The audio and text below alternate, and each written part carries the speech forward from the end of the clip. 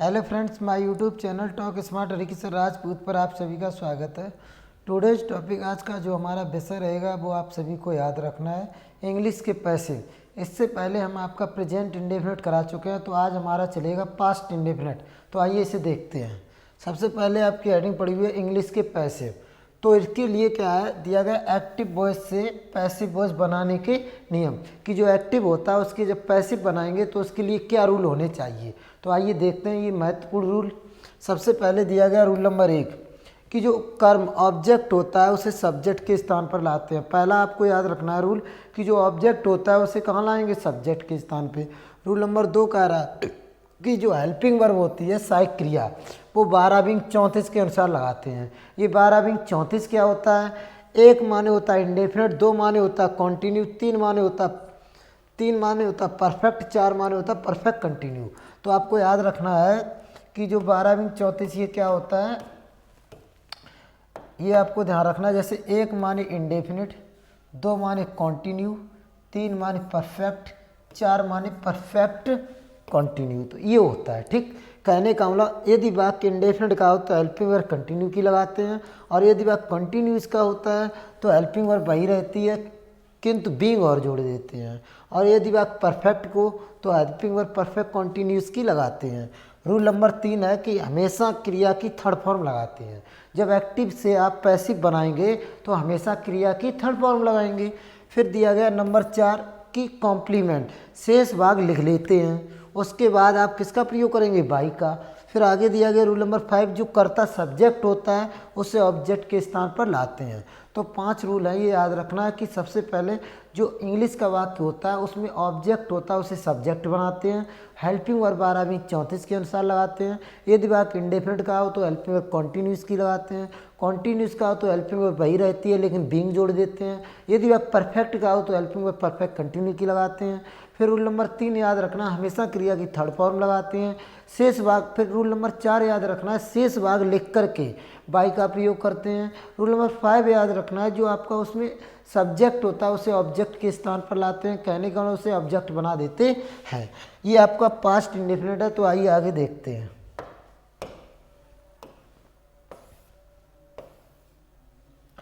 अब दिया गया पास्ट इंडेफिनिट, तो इसमें दिया गया रूल नंबर 1 अफर्मेटिव। अफर्मेटिव तो सबसे पहले इसमें क्रम याद रखना है कि सब्जेक्ट वर्ब ऑब्जेक्ट, ठीक। इसका मतलब क्या हुआ, जो ऑब्जेक्ट होगा उसे आप क्या बनाएंगे, सब्जेक्ट। क्या बनाएंगे, सब्जेक्ट, ठीक। और जो आपका ऑब्जेक्ट सब्जेक्ट होगा उसे क्या बनाएंगे, ऑब्जेक्ट। इतना याद रखना है ये क्रम कि जो ऑब्जेक्ट होता है उसे सब्जेक्ट बनाएंगे और जो सब्जेक्ट होता है उसे ऑब्जेक्ट बनाते हैं। और जो ये आपकी ये क्रिया की फर्स्ट फॉर्म हो या मान लो क्रिया की सेकंड फॉर्म हो या क्रिया की थर्ड फॉर्म हो या क्रिया की फोर्थ फॉर्म हो या क्रिया की फिफ्थ फॉर्म हो, कहने का मतलब क्रिया की कितनी फॉर्म होती है, 5, 1 2 3 4 5, कोई भी फॉर्म हो आप उसे क्या करेंगे, क्रिया की थर्ड फॉर्म। जब आप एक्टिव का पैसिव बनाएंगे तो उन फोर्थ फॉर्म में 5 फॉर्म होती हैं, उनमें से कोई भी हो आपको क्या लगानी होगी, थर्ड फॉर्म, ठीक। ऊपर भी रूल बता चुके हैं, यहाँ फिर भी बता दिया हमने कि जो ऑब्जेक्ट होगा उसे पहले सब्जेक्ट बनाएंगे, उसके बाद आपको क्रिया की थर्ड फॉर्म लगानी है, उसके बाद शेष भाग लगाओ तो लगा देंगे, फिर बाई का प्रयोग करेंगे, फिर सब्जेक्ट को ऑब्जेक्ट बना देंगे, ठीक। जैसे देखिए सबसे पहले कह रहा है न्यू सब्जेक्ट, क्या कह रहा है, न्यू सब्जेक्ट, फिर क्या है वाज वर्ब, फिर क्या है क्रिया की थर्ड फॉर्म, फिर कॉम्प्लीमेंट बाय न्यू ऑब्जेक्ट। अब ये न्यू क्यों लगाया गया, न्यू इसलिए लगाया गया जैसे सी हेल्प्ड मी टुडे, वह तो इसकी हिंदी हो गई वह आज मेरी सहायता करती थी, या उसने आज मेरी सहायता की, तो उसने आज मेरी सहायता की, ठीक। अब इसमें क्या होगा, जैसे सी तो हमारा क्या हो गया, सब्जेक्ट, किसने किसकी की, मेरी, तो ये मी क्या हो गया, ऑब्जेक्ट। अब वो ये कह रहा है जो ऑब्जेक्ट है उसे क्या बनाएंगे, सब्जेक्ट, तो मी को आप क्या बनाएंगे, आई, ये सब्जेक्ट हो गया। और जबकि सब्जेक्ट उसमें क्या था, सी, तो कहने का मतलब पुराना सब्जेक्ट सी था, अब हमने न्यू बना लिया, मी का कर दिया आई, तो इसीलिए इसे कहेंगे न्यू सब्जेक्ट बोला जाएगा, ठीक। क्या बोला जाएगा, न्यू सब्जेक्ट। उसके बाद सब्जेक्ट के बाद बता रहे हैं आपको हेल्पिंग वर्ब 12-34 के अनुसार लगाओ, तो हेल्पिंग वर्ब इसमें क्या है, वाज वर्ब, तो आई के साथ क्या आएगा, वॉज, ठीक। तो पहले आपने न्यू सब्जेक्ट किसे बनाना, आई को, मी को क्या कर दिया, आई, ठीक। उसके बाद आई थी एक वचन वाज कर दिया। अब वो कह रहे क्रिया की थर्ड फॉर्म, तो हेल्प्ड हो जाएगी। ठीक, हेल्प्ड बाद आपको लगाना है कॉम्प्लीमेंट, माने होता बचा हुआ भाग। तो इसमें क्या है टुडे, ये आपका हो गया शेष भाग।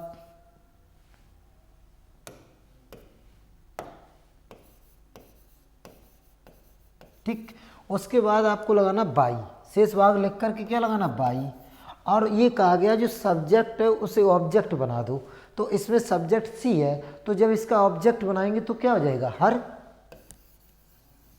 तो इतना याद रखना है। ठीक, सबसे पहले आपको याद रखना है जो आपका ऑब्जेक्ट होता है उसे आप सब्जेक्ट बनाएंगे, सब्जेक्ट को ऑब्जेक्ट बनाएंगे, क्रिया की इन फॉर्मों में से कोई भी फॉर्म हो थर्ड फॉर्म लगाएंगे। ठीक, तो हमने जैसे वही किया। ठीक, तो नी को हमने आई बनाया इसलिए ये नी सब्जेक्ट हो गया। उसके बाद आई बाज एक वचन थी सिंगुलर बाज लगा दिया, क्रिया की थर्ड फॉर्म लगा दी, शेष भाग था इसलिए हमने लगा दिया। उसके बाद हमने बाई लगा दी, और जो आपका सब्जेक्ट था उसे हमने ऑब्जेक्ट बना दिया, क्योंकि अब ये न्यू ऑब्जेक्ट इसलिए हो गया क्योंकि इसमें ऑब्जेक्ट मी था, और जबकि हमने सी को क्या कर दिया हर, तो इसीलिए ये क्या हो गया न्यू ऑब्जेक्ट हो गया। अब ऐसे ये बन जाएगा, जैसे इसमें ऑब्जेक्ट है यू, तो यू को हम सब्जेक्ट बना देंगे यू। ठीक, सब्जेक्ट रूप भी यही होता है, ऑब्जेक्ट रूप भी यही होता है। अब वाज वर में से क्या आएगा वर, तो यू के बाद लगा दो आप वर। उसके बाद कह रहा क्रिया की थर्ड फॉर्म कॉल्ड। ठीक, उसके बाद कह रहा है बाई, कॉल्ड के बाद कह रहा है कॉम्प्लीमेंट, अगर शेष भाग है तो लगा दो, तो इसमें ऑन द वे शेष भाग है तो इसे आप लगा दो ऑन द वे। उसके बाद बाई लगानी पड़ेगी, क्या लगानी पड़ेगी बाई, और इसमें जो कर्ता है उसे क्या बना दो कर्म, तो इसे हम कर्ता को बना देंगे कर्म। तो जैसे मान लो मिस्टर शर्मा, फुल स्टॉप। एक बार फिर देख लो, ये मेरा ऑब्जेक्ट था, इसे मैंने बनाया सब्जेक्ट, इसी के अनुसार हमने वर लगा दी, क्रिया की थर्ड फॉर्म लगा दी, शेष भाग भी लगा दिया। उसके बाद मैंने बाई लगा दिया, जो कर्ता मेरा मिस्टर शर्मा उसे हमने ऑब्जेक्ट बना दिया। अब रूल नंबर 2 देखिए,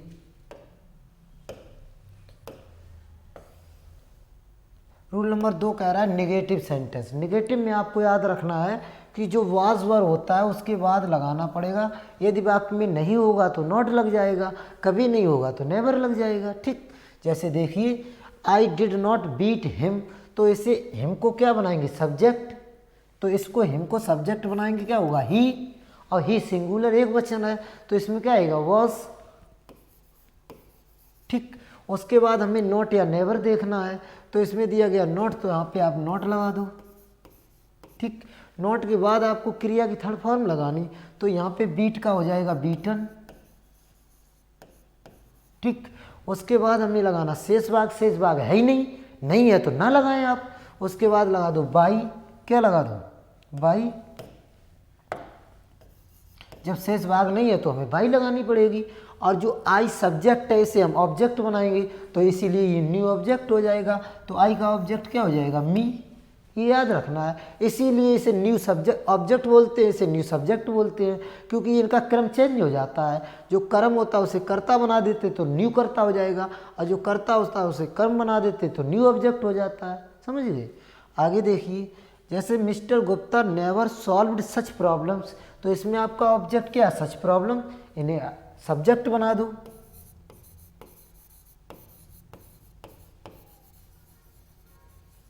सच प्रॉब्लम्स बहुवचन सिंगुलर नहीं है प्लूरल है, तो इसमें क्या आएगा वर। उसमें नॉट नेवर देखना, तो इसमें तो नेवर दे दिया, तो आपको नेवर ही लगाना होगा। उसके बाद क्रिया की थर्ड फॉर्म लगा दो सॉल्व्ड। ठीक, उसके बाद कह रहा शेष भाग है ही नहीं तो आप ना लगाएं। उसके बाद तो शेष भाग नहीं है तो बाई लगाना पड़ेगा, है ना। इसके बाद मिस्टर गुप्ता करता है, इसे कर्म बना दो ऑब्जेक्ट, तो यहाँ पे आ जाएगा मिस्टर गुप्ता। ऐसे याद रखना है, अगर नाम है तो नाम ही रहेगा। ठीक, अगर मान लो करता ही हो तो हिम हो जाएगा, सी हो तो हर हो जाएगा, आई हो तो मी हो जाएगा, है इस हिसाब से बदलते रहेंगे। ये तो रूल नंबर 2 हुआ। तीसरा देखिए अब आप, तीसरा मैं बता रहा इंटरोगेटिव सेंटेंस। इंटरोगेटिव में 2 हेडिंग होती हैं, एक सिंगल होती है। जो सिंगल इंटरोगेटिव होती है वो हमेशा हेल्पिंग वर्ब से स्टार्ट होती है। किससे स्टार्ट होती है? हेल्पिंग वर्ब से। देखिए आप, इसमें डिड दिया गया और इसमें भी डिड दिया गया, तो ये हेल्पिंग वर्ब से स्टार्ट हुआ। जब हेल्पिंग वर्ब से स्टार्ट हुआ तो आपको याद रखना है ये चीज़। तो इसमें क्या करते हैं, पहले बाज वर लगाते हैं, फिर न्यू सब्जेक्ट, जो ऑब्जेक्ट होता है उसे न्यू सब्जेक्ट बना देते हैं। अगर ये चीज़ें दी जाएँ तो लग जाएंगी, अन्यथा क्रिया की थर्ड फॉर्म शेष भाग होगा तो लगेगा, बाई लग जाएगा, जो करता होगा उसे कर्म बनाएगी, इसीलिए ये न्यू ऑब्जेक्ट हो जाएगा, प्रश्नवाचक चिन्ह लगेगा। देखिए जरा, डिड गीता हेल्प यू, तो इसमें ऑब्जेक्ट क्या है? यू। इसे हम कर्ता बनाएंगे तो यू बहुवचन होगा तो क्या आएगा? वर। इसे बना दो आप सब्जेक्ट यू, इसीलिए ये न्यू सब्जेक्ट हो गया। अब ये कह रहा है नेवर एवर नॉट है ही नहीं, तो आप ना लगाएं, तो क्रिया थर्ड फॉर्म लगा दो हेल्प्ड। अगर है तो लगेगा, नहीं है तो नहीं लगेगा। उसके बाद कह रहा है शेष भाग भी नहीं है, तो आप बाई लगा दो फिर। और जो करता है गीता, उसे कर्म बना दो, गीता का गीता ही रहेगा, हैं, प्रश्नवाचक चिन्ह हो जाएगा। एक बार फिर देख लो, यू को हमने सब्जेक्ट बनाया तो इसलिए प्लूरल था, बर लग गया, सब्जेक्ट हो गया, क्रिया की थर्ड फॉर्म हो गई। शेष भाग था नहीं इसलिए बाई लगा दी। फिर कर्ता जो गीता थी उसे हमने कर्म बना दिया। ठीक, आगे देखिए बाप। अब कह रहा है did you not call Ram last Sunday, तो इसमें ऑब्जेक्ट क्या है? राम। इसे हम सब्जेक्ट बनाएंगे, राम सिंगुलर है तो क्या आएगा? वॉज। कर्ता बना दो राम।